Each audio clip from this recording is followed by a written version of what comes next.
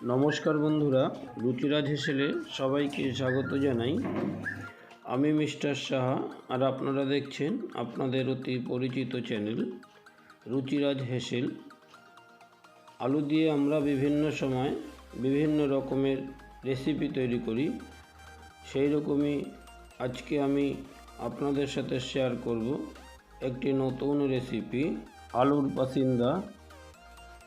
আমার এই চ্যানেলে পনির পাসিন্দা রেসিপি আছে, তার লিঙ্কটা ডেসক্রিপশন বক্সে দেওয়া থাকবে, প্রয়োজনে আপনারা দেখে নেবেন।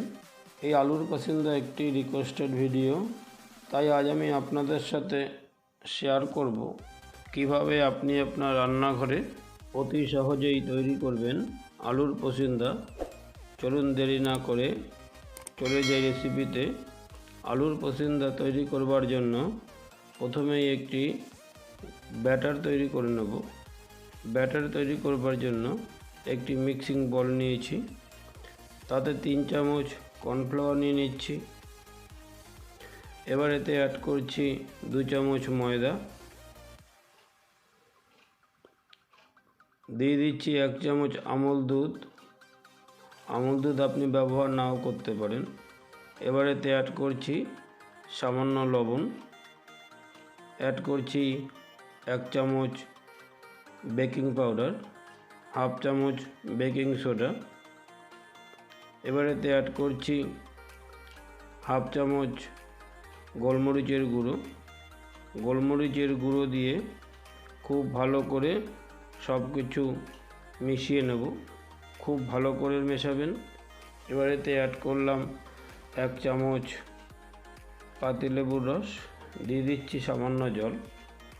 ব্যাটার যখন তৈরি করবেন তখন সবসময় অল্প অল্প জল দিয়ে ব্যাটার তৈরি করবেন, তাহলে ব্যাটারটা খুব ভালো হয়।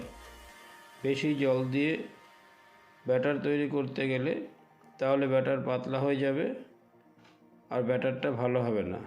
তাই যে কোনো ব্যাটার তৈরি করবার সময় অল্প অল্প করে জল দেবেন আর ব্যাটার তৈরি করবেন। পাসিন্দা তৈরি করবার ব্যাটারটা রেডি হয়ে গেছে। এবার বাকি কাজগুলো করে নেব। ওভেনে একটি পাত্রে জল বসিয়ে দিয়েছি, তাতে খানিকটা লবণ দিয়ে দিচ্ছি ও সামান্য হলুদ দিয়েছি। এবার এতে দিয়ে দিচ্ছি স্লাইস করে কেটে রাখা আলু। আলু স্লাইস করে কাটাটা দেখালাম না, তাহলে ভিডিওটা অনেক বড় হয়ে যাবে। ঠিক এই রকম স্লাইস করে আলু কেটে নেবেন। এবার আলু সেদ্ধ করে নেব। আলু হাফ সেদ্ধ করবেন, বেশি আলু সেদ্ধ করবেন না, তাহলে পাসিন্দা ভালো হবে না। আলু সেদ্ধ হয়ে গেছে, এবার আলুগুলো তুলে নিচ্ছি, খানিকক্ষণ ঠান্ডা হতে দেব। এবার পাসিন্দা রেডি করে নেব। 2টি করে আলুর স্লাইস নিয়েছি। আলুর একটি স্লাইসের মধ্যে একটি মিশ্রণ দিয়ে দিলাম। এই মিশ্রণটিতে আছে আমের আচার, খেজুর, আমসত্ত্ব আর টমেটো কেচাপ, সব একসঙ্গে পেস্ট করে নিয়েছি। আলুর একটি স্লাইসের ওপর খানিকটা মিশ্রণ দিয়ে আরেকটি আলুর স্লাইস দিয়ে ঢেকে দিয়েছি। এইভাবে বাকি পাসিন্দাগুলো রেডি করে নিচ্ছি। ঠিক এইভাবে তৈরি করবেন। সমস্ত আলুর পাসিন্দাগুলো রেডি হয়ে গেছে, এবারে ভেজে নেব। ওভেনে একটি কড়াই বসিয়ে তাতে খানিকটা তেল দিয়ে দিয়েছি। তেল একটু গরম করে নেবেন ভালো করে। তেল গরম হয়ে গেছে, এবার যে ব্যাটারটা তৈরি করেছি সেই ব্যাটারটা একটু নাড়াচাড়া করে নেব।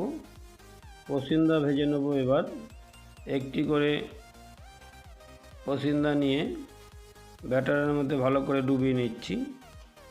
এপিট ওপিট করে ব্যাটারের সঙ্গে পাসিন্দাগুলো ডুবিয়ে নেবেন।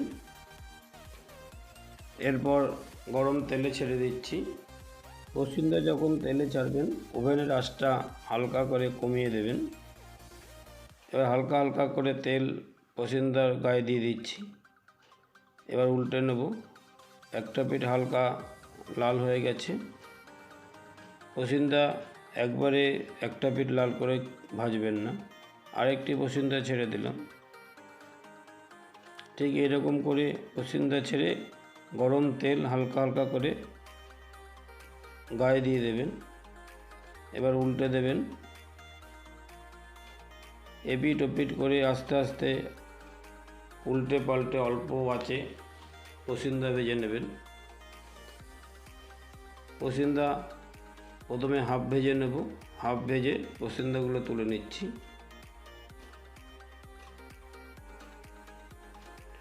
এইভাবে সমস্ত পসিন্দা প্রথমে হাফ ভেজে তুলে নেবেন।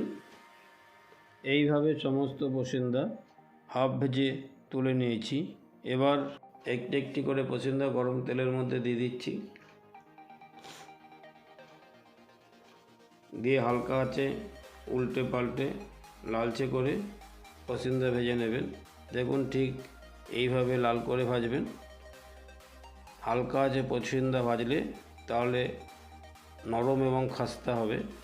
সমস্ত পসিন্দা ভাজা হয়ে গেছে, তুলে নিচ্ছি। এই পসিন্দা আপনি টমেটো কাঁচার বা কাসুন্দির সাথেও খেতে পারবেন।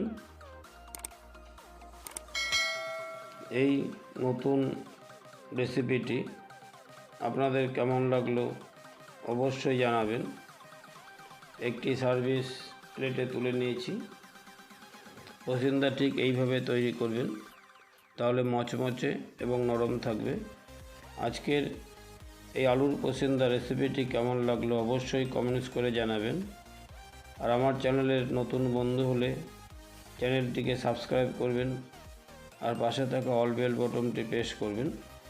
তাহলে যখনই আমি নতুন কোনো ভিডিও আপলোড করব সবার আগে আপনার কাছে পৌঁছে যাবে। আর আজকের এই রেসিপিটি যদি আপনাদের ভালো লেগে থাকে তাহলে একটি লাইক করবেন আর শেয়ার করবেন আপনাদের ফেসবুক আর টুইটার ফ্রেন্ডসদের সাথে। ভিডিওটি শেষ পর্যন্ত দেখার জন্য অসংখ্য ধন্যবাদ। দেখা হবে পরবর্তী এপিসোডে। ততক্ষণ ভালো থাকবেন, সুস্থ থাকবেন, সুরক্ষিত থাকবেন ও নিজের দিকে খেয়াল রাখবেন। একটি বিশেষ আবেদন, খাবার কখনোই অপচয় করবেন না।